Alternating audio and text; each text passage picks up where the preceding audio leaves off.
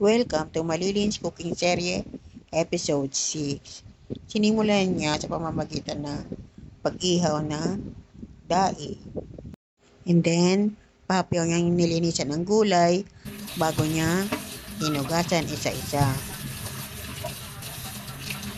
After niyang mahugasan ng mga gulay, nag-prepare siya ng gata. Una at pangalawang gata yung gagamitin niya. At ito na ang mga gagamitin niya. May unang gata, kalabasa, sitaw, sili, dahon, pangalawang gata, bawang, sibuyas, luya, at saka yung daing. May idea na siguro kayo kung anong lutuin niya. Inimula niya sa pag-isa ng bawang, sibuyas, at saka ng luya. After nun, pinilagay niya yung pangalawang gata at saka yung daing.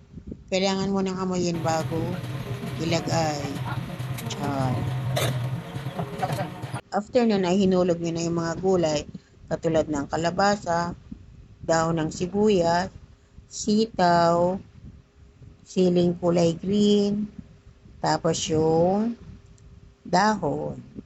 And then ang pinakalas ay yung kakanggata. Kapag gumulo at luto ng mga gulay, goods na yan.